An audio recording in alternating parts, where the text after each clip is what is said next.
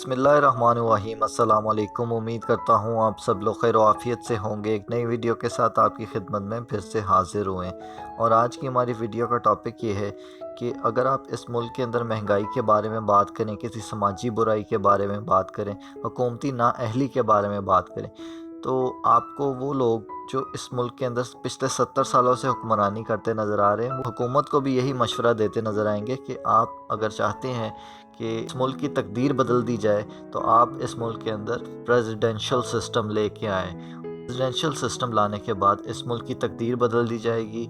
इस मुल्क के अंदर जो है दूध की नहरें बहना शुरू हो जाएंगी। बहुत सारे चैनल्स जो हैं जो कि पेड चैनल्स होते हैं, जैसे कि हकीकत टीवी है, और उनके ज़रिए से ये चीज़ें प्रमोट की जाती हैं वक्तन फ़वक्तन, ताकि लोगों के दिमाग में ये सिस्टम आता रहे और लोग जो हैं इस सिस्टम के बारे में बात करें। क्योंकि पिछले 70 सालों से हम देखते आ रहे हैं कि ये प्रेसिडेंशियल सिस्टम जो है ये ताकत का जो एक महवर था, एक कुर्सी के गिर्द घूमता था और जनरल तारिक के ज़रिए से भी ये बातें कहलवाई जाती हैं कि लोग इस सिस्टम को लाने के लिए इंसिस्ट करें और जो प्रेसिडेंशियल सिस्टम है वो मुल्क के अंदर राइज किए जा सके। लेकिन मैं आपको ये बात बताता चलूँ कि इसके कॉन्सिक्वेंसेस क्या हो सकते हैं, वो मैं आपके साथ शेयर करने लगा हूँ। अगर हम थोड़ा सा पीछे चले जाएं और 1947 से हम इसकी हिस्ट्री देखना शुरू करें, तो मैं आपके साथ ये बात शेयर करता चलूँ कि जब एक्सचेंज ऑफ पावर हो रहा था, तो जब लॉर्ड माउंटबेटन ने पावर्स का एक्सचेंज किया 11 अगस्त को, कायद-ए-आज़म जो थे वो पाकिस्तान के पहले गवर्नर जनरल बन गए और on the very next day ये होता है कि कायद-ए-आज़म कॉन्स्टिट्यूशनल असेंबली के प्रेसिडेंट भी बन जाते हैं। हालात थोड़े से बिगड़ना शुरू हो जाते हैं पाकिस्तान के, क्योंकि कायद-ए-आज़म की डेथ हो गई थी।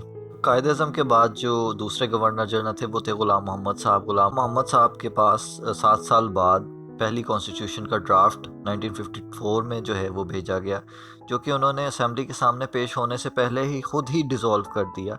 और मैं आपको ये भी बात बताता चलूँ कि ग़ुलाम मोहम्मद साहब जो कि गवर्नर जनरल थे, उनके पास ज़ाहिर है पावर्स जो थीं वो बहुत ज़्यादा थीं। पीएम को, जो प्राइम मिनिस्टर थे, उनको डिसमिस नहीं किया। उस वक़्त जो असेंबली के जो प्रेसिडेंट थे वो थे मौलवी तमीज़ुद्दीन साहब। मौलवी तमीज़ुद्दीन साहब की बहुत सारी खिदमात हैं और मौलवी तमीज़ुद्दीन साहब ने ये किया कि इस रेजोल्यूशन को सिंध हाई कोर्ट में चैलेंज कर दिया और सिंध हाई कोर्ट ने कहा कि आप तो बिल्कुल ठीक कहते हैं, हम जो है इसको रिस्टोर कर देंगे। और फिर ये होता है, जो गवर्नर जनरल साहब थे उन्होंने एक अपील दायर कर दी। कहाँ पे? फेडरल कोर्ट में। फेडरल कोर्ट में जब उन्होंने अपील दायर कर दी, वहाँ पे बैठे थे जस्टिस मुनीर साहब, और जस्टिस मुनीर साहब का नाम जो है तारीख के सुनहरी हरूफ में लिखा गया था। और उन्होंने इस चीज़ को, बजाय कि वो इसको कंडेम करते, उन्होंने इस चीज़ को सपोर्ट किया और उन्होंने कहा कि मुल्क की सालमियत को ख़तरा हो जाएगा, इसलिए जो है हम गवर्नर जनरल साहब हैं उनके हक़ में फ़ैसला देते हैं। उसके बाद 23 मार्च 1956 में पहली कॉन्स्टिट्यूशन का जो ड्राफ्ट था वो बना लिया गया। President of Pakistan Iskander Mirza साहब, जो कि पहले मेजर जनरल भी थे, और उन्होंने, और साथ ही जो हमारे अयूब खान साहब थे जो कि कमांडर इन चीफ थे आर्म फोर्सेस के, इस वक्त भी प्राइम मिनिस्टर साहब हुआ करते थे, और लेकिन जो सारी पावर्स हुआ करती थी वो प्रेसिडेंट के पास हुआ करती थी। इसके बाद ये होता है कि इस्कंदर मिर्ज़ा की अयूब खान साहब छुट्टी करवा देते हैं और उनकी छुट्टी करवाने के बाद 1958 में उन्होंने मार्शल लॉ लगा दिया। ज़ाहिर है इस मुल्क के अंदर जिसके पास बंदूक होती है वो ज़्यादा पावरफुल होता है। जो इस्कंदर मिर्ज़ा साहब थे उनकी भी कोई हिस्ट्री अच्छी नहीं है। वो पहले ब्रिटिश आर्मी में वो सर्व कर चुके थे और उनकी बहुत सारी जो खिदमात थी वो भी उनके लिए थी, और आखिरी दम तक जो है वो मलका से वजीफ़ा लेते रहे हैं। 1962 में अयूब खान साहब ने कॉन्स्टिट्यूशन बना दिया था, जो कि प्रेसिडेंशियल फॉर्म कॉन्स्टिट्यूशन था, और ये वही वक्त था जब फ़ातिमा जिन्ना को गद्दार करार दिया जाता था। फ़ातिमा जिन्ना के ऊपर गलत किस्म के इल्ज़ामात लगवाए जाते थे अयूब खान की तरफ से। फ़ातिमा जिन्ना बहुत ज़्यादा पावर में थी, क्योंकि ज़ाहिर है वो जिन्ना साहब की बहन थी, और हमारे कायदे मोहतरम की बहन होने के नतीजे में वो जहाँ भी जाती थी लाखों का मजमा जमा हो जाता था। और मैं आपके साथ कुछ तकारीर भी शेयर करूँगा उनकी, फ़ातिमा जिन्ना साहिबा की, जो कि उन्होंने अयूब खान के हवाले से की थी। वो ज़रा आप तकरीर भी सुन लीजिएगा, फ़ातिमा जिन्ना ने क्या तकरीर की थी और अयूब खान साहब क्या फ़रमाते थे। उसके बाद हम जो है आपके साथ मज़ीद भी मालूमात शेयर करते हैं। सबसे पहले मैं आपका शुक्रिया अदा करती हूँ कि आप यहाँ बड़ी तादाद में मौजूद हैं। आप लोगों को सबको मालूम है कि ये इलेक्शन हो रहे हैं और किस नजरिए पे ये इलेक्शंस हो रहे हैं। अवाम ने तो अपना ख्यालात दे चुके हैं। जिधर भी मैं गई हूँ उधर बहुत बड़ी तादाद में, लाखों की तादाद में उन्होंने अपना फैसला कर चुके हैं कि यहाँ पार्लिमानी जमहूरियत कायम होगी। ये वोट आपके हाथ में अमानत है और मुझे उम्मीद है कि आप ये वोट को एक अमानत समझ के मुल्क के फायदे और कौम के फायदे के लिए इस्तेमाल करना, न कि कोई और चीज के लिए। अगर आप ये नहीं करेंगे। फातिमा जिन्ना यही चाहती थी कि हमारे मुल्क के अंदर जो है पार्लियामेंट्री सिस्टम चले और जो पावर्स हैं वो तमाम सूबों को भी मिलें और तमाम लोग जो है मिल बांट के मुल्क चलाएं। अयूब खान साहब अलीगढ़ के अंदर भी बहुत सारी साजिशें बुन चुके थे, उनके दिमाग के अंदर एक कीड़ा था। अयूब खान साहब जो थे वो चाहते थे कि इस मुल्क के अंदर जमहूरियत जो है वो अच्छी तरह नहीं चल सकती है और डेमोक्रेसी जो है वो हमारे जैसे ममालिक के लिए नहीं है। फिर ये होता है कि 25 मार्च 1969 में यहिया खान साहब ने मार्शल लॉ लगा दिया और अयूब खान साहब की भी छुट्टी करवा दी और उन्होंने कहा कि आप घर जाएं।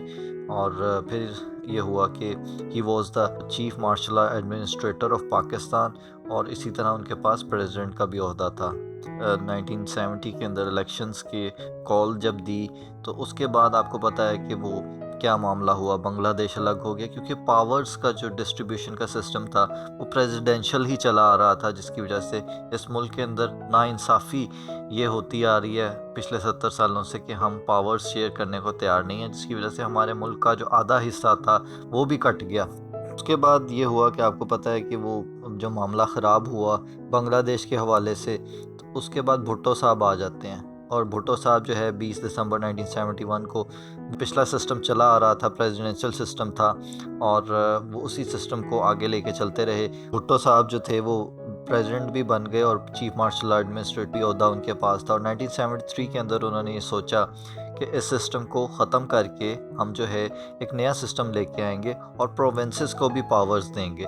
पावर का जो डिस्ट्रीब्यूशन है वो सिर्फ एक बंदे के पास ना रहे बल्कि वो सूबों तक भी जाए और एक नया सेटअप लेके आने चाह रहे थे भुट्टो साहब, जो कि था प्राइम मिनिस्ट्रियल सेटअप।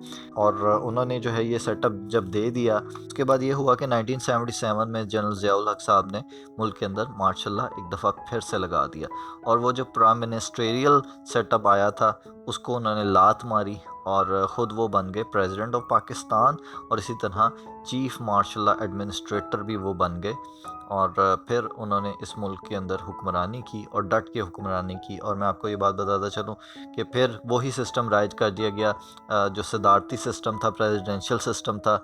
भुट्टो साहब का जो सिस्टम था उसको रद्द करते हुए उन्होंने फिर एक मजलिस शूरा भी बनाई। मजलिस जो शूरा थी उसके अंदर उन्होंने वही लोग पिक किए जैसे कि उनके यार दोस्त थे, उसके अंदर उन्होंने वो लोग शामिल करना शुरू कर दिए और एक ऐसी नाम नहाद सी असम्बली बना के उन्होंने इस्लामाबाद में बिठा दी। ज़ाहिर है जो प्रेसिडेंशियल सिस्टम था उसके अंदर फ़ैसले तो वो ख़ुद ही किया करते थे और वो असम्बली जो थी वो सिर्फ नाम की असम्बली थी। ये जो असम्बली थी ये 1985 तक ये चलती रही। उसके बाद इसको चलाना थोड़ा सा मुश्किल हो गया क्योंकि थोड़ा सा रिस्पॉन्स आ रहा था अवाम का भी और इसको चलाना थोड़ा सा मुश्किल होता जा रहा था। ज़ियाउल हक साहब ने अब फिर ये सोचा कि हम एक ऐसा सिस्टम लेके आते हैं जो कि हाइब्रिड सा सिस्टम होगा और उस सिस्टम के अंदर हम ये जो तमाम चीज़ें हैं हम इसको लेके चलेंगे जो कि सेमी प्रेसिडेंशियल होगा और सेमी प्राइम मिनिस्ट्रियल सेटअप होगा। और भुट्टो साहब जो सेटअप लेके आए थे उसी के अंदर जो है थोड़ी सी अमेंडमेंट की गई और इसके साथ जो है 58(2) भी इंसर्ट कर दिया गया। अब यहाँ से जो है सारी ख़राबियाँ पैदा होना शुरू हो गई। 58(2) ये वही सिस्टम है जो एक इंसान जो है वो फ़िरौन बन जाता है और पावर्स जो है उसकी कुर्सी के इर्द गिर्द घूमती रहती हैं। बाकी तमाम लोग जो हैं वो चीखते चिल्लाते रहें लेकिन उसको उनकी चीखें सुनाई नहीं देती हैं। और फिर ज़ियाउल हक साहब ने जो है गैर जमाती इलेक्शन भी करवाए और 1988 के अंदर उन्होंने मोहम्मद खान जुनेजो को, जो कि प्राइम मिनिस्टर थे उस वक्त के, जुनेजो साहब की छुट्टी करवा दी गई और इसी قانون کا استعمال کرتے ہوئے جنیجو صاحب کی چھٹی کروائی گئی تھی، 58(2)B کا استعمال کیا، اور اسی طرح انہوں نے اسمبلی بھی ڈیزولو کر دی۔ یہ سلسلہ جو ہے یہ جاری رہنا تھا، لیکن جو اللہ تعالیٰ کو منظور تھا وہ یہی ہوا کہ ان کا جو ہے پلین کریش ہو گیا، اور یہ جو ساری پاورز کا جو گیم تھا وہ وہیں پہ ختم ہو گیا۔ یہاں سے تو کہانی میں تھوڑا سا ٹویسٹ آتا ہے، اور غلام اسحاق خان صاحب جو ہے وہ ملک کے پریزیڈنٹ بن جاتے ہیں۔ کورٹ ان کو یہ کہتا ہے کہ آپ ملک کے اندر الیکشنز کروائیں، اور غلام اسحاق صاحب جو ہیں وہ الیکشنز کروا دیتے ہیں، اور پھر یہ ہوتا ہے کہ بے نظیر صاحبہ جیت جاتی ہیں وہ الیکشنز۔ غلام اسحاق صاحب ایز یوزول وہ پریزیڈنٹ تھے، اور غلام اسحاق صاحب نے وہی حرکت کی جو کہ پچھلے والوں نے کی تھی، 58(2)B کا استعمال کرتے ہوئے انہوں نے بے نظیر صاحبہ کی چھٹی کروا دی، اور انہوں نے کہا کہ آپ جو ہے 1990 کے اندر ان کو کہا کہ آپ گھر جائیں، اور اب جو ہے ہم یہ ملک چلائیں گے۔ پھر دوبارہ جو ہے وہ الیکشنز کروائے جاتے ہیں، اور پھر نواز شریف صاحب آتے ہیں۔ نواز شریف صاحب کے ساتھ بھی یہی ایشو تھا، غلام اسحاق صاحب سے نہیں بن پائی، اور غلام اسحاق صاحب نے نواز شریف صاحب کی بھی چھٹی کروا دی۔ اور اس ٹائم کے جو چیف جسٹس تھے نسیم حسن شاہ صاحب، انہوں نے یہ کہا کہ آپ نے یہ غلام اسحاق صاحب یہ غلط کیا ہے، اور نواز شریف صاحب کو آپ کو ریسٹور کرنا پڑے گا۔ تو نواز شریف صاحب ریسٹور ہو جاتے ہیں، اور ریسٹور ہوتے ہی پھر غلام اسحاق کی اور نواز شریف کی لڑائیاں دوبارہ سے شروع ہو جاتی ہیں، اور پھر فوج کو مداخلت کرنی پڑتی ہے بیچ میں، اور جنرل وحید کاکڑ صاحب جو تھے انہوں نے اس کے اندر مداخلت کی اور کہا کہ آپ دونوں وہ گھر جائیں، اگر آپ کی جو لڑائیاں ہیں ہم کافی عرصے سے دیکھ رہے ہیں، آپ دونوں کو ہی گھر جانا پڑے گا۔ اور پھر دوبارہ سے جو الیکشنز کروائے جاتے ہیں، جس کے اندر بے نظیر صاحبہ کو دوبارہ لے کے آیا جاتا ہے۔ بے نظیر صاحبہ یہ کرتی ہیں کہ فاروق لغاری کو پریزیڈنٹ آف پاکستان بنا دیتی ہیں۔ اب میں آپ کو یہ بات بتاتا چلوں کہ ابھی 58(2)B ویسے ہی چلتی آ رہی ہے، تو جب بے نظیر صاحبہ نے فاروق لغاری صاحب کو لگا دیا پریزیڈنٹ، فاروق لغاری صاحب نے پھر ظاہر خراج تحسین بھی پیش کرنا تھا بے نظیر صاحبہ کو، کے پاس پاورز بھی تھیں، تو 58(2)B ابھی ویسے ہی چلتا آ رہا تھا، تو 58(2)B کے تحت فاروق لغاری صاحب نے دوبارہ سے بے نظیر صاحبہ کی چھٹی کروا دی۔ اب یہ جو سارا ڈرامہ چل رہا ہے یہ آپ سنتے آ رہے ہیں، یہ 58(2)B پریزیڈنشل سسٹم ہے جو کہ بہت زیادہ سپورٹ کرتے ہیں یہ جو حقیقت ٹی وی جیسے بے غیرت ٹی وی ہیں، یہ وہی سسٹم ہے جو کہ پچھلے 70 سالوں سے گیم چلتی آ رہی ہے پاورز کے نام پہ۔ پھر یہ ہوتا ہے کہ 1996 کے اندر جب بے نظیر صاحبہ کی چھٹی کروا دی گئی، تو اس کے بعد الیکشنز کروائے گئے۔ الیکشنز کروانے کے نتیجے میں نواز شریف صاحب کو پھر دوبارہ سے چانس دے دیا گیا۔ اب نواز شریف صاحب نے آتے ساتھ ہی یہ سوچا کہ یہ پچھلے کئی عرصے سے یہ کیا گیم چلتی آ رہی ہے 58(2)B کی، جس کے اندر پریزیڈنٹ جو ہوتا ہے وہ کسی کی بھی چھٹی کروا دیتا ہے۔ تو اب نواز شریف صاحب بڑے سمجھدار تھے، اور آپ کو پتہ ہے وہ ایک بزنس مین کے بیٹے ہیں۔ نواز شریف صاحب نے یہ سوچا کہ میرے پاس 2/3 میجورٹی بھی ہے، میں فاروق لغاری کی چھٹی کیوں نہ کروا دوں۔ تو نواز شریف صاحب نے کچھ بڑا سوچنے کی بجائے بلکہ کہ وہ 58(2)B کو ختم کرواتے اسمبلی کے ذریعے سے، انہوں نے فاروق لغاری صاحب کی چھٹی کروا دی۔ فاروق لغاری صاحب اپنے گھر گئے تھے ڈی جی خان، اور انہوں نے راتوں رات جو ہے وہ چھٹی کروا دی ان کی پریزیڈنٹ صاحب کی۔ سجاد علی شاہ صاحب کے ساتھ بھی ان کی نہیں بن پا رہی تھی جو کہ چیف جسٹس ہے اس دور کے، اور یہ جو تمام ابھی یہ معاملہ چل ہی رہا تھا کہ اسی دوران ایک نیا ویلن آتا ہے اور وہ اس ملک کے اوپر دوبارہ سے قبضہ کر لیتا ہے، اور وہ تھے مشرف صاحب۔ اور جو نواز شریف صاحب نے تھوڑی سی محنت کی تھی وہ تمام محنت پہ پانی پھیر دیا مشرف صاحب نے، اور 58(2)B واپس لگا دیا، اور اب جو تھے وہ اس ملک کے پریزیڈنٹ بھی تھے اور مارشل آرٹ ایڈمنسٹریٹر بھی تھے۔ 2002 کے اندر انہوں نے جو الیکشنز بھی کروائے تھے اس کے اندر بھی یہ 58(2)B سے ہی رہا تھا۔